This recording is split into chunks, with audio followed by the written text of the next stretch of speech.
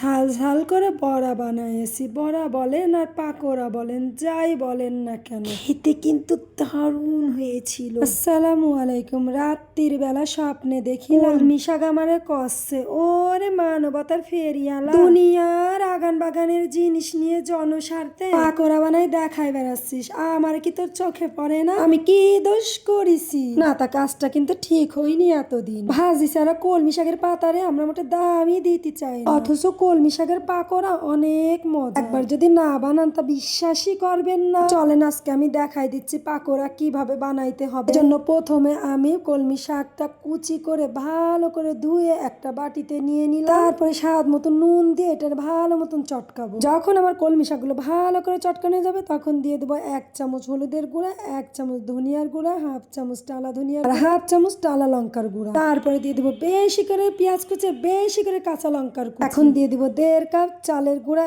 1 cup বেসন। যদি চালের গুঁড়া না থাকে আপনারা ময়দাটাও দিতে পারেন। এখন দিয়ে দিব অল্প পরিমাণের সাদা তেল, দিয়ে হাত দিয়ে ভালো করে চটকে নিতে হবে। যখন ভালো করে চটকানো হয়ে যাবে, একটু আঠালো আঠালো হয়ে যাবে, তখন 2 হাতের তালুতে একটু তেল মেখে নিয়ে একটা ছোট মতন গোল্লা নিয়ে 2 হাতের তালুতে একটু চাপ দিয়ে বড়া মতন করে নিতে হবে। এই যে কথা বলতে বলতে একটা বড়া বানাই ফেললাম। এভাবে করে আমি সব কয়টা বড়া বানাই ফেলবো। তখন পোলাপানরা শাক খাতে চাবে না, তখন বাজার থেকে কলমি শাক এনে এভাবে করে বড়া বানাই দেবে। দেখবেন চোখটা বন্ধ করার সাথে সাথে থালাটা সাফ হয়ে যাবে। বড়া বানাতে একটু সময় লাগলেও সাফ করতে কিন্তু মোটেও সময় লাগবে না। তো এই যে এভাবে করে আমি বড়াগুলো দিয়ে দিলাম, দিয়ে ভালো করে ভেজে নেব। এই সময় কিন্তু চুলোর আঁচটা মিডিয়াম লোতে রাখবেন। আস্তে আস্তে করে সময় নিয়ে বড়াগুলো লাল লাল করে ভেজে নেব। আর এই কলমি শাকের বড়া কিন্তু অনেক বেশি মচমচে হয়েছিল। বললাম না, একবার না খেলে আপনারা বিশ্বাস করবেন না। কোন পোলাপান শাক খাবে না?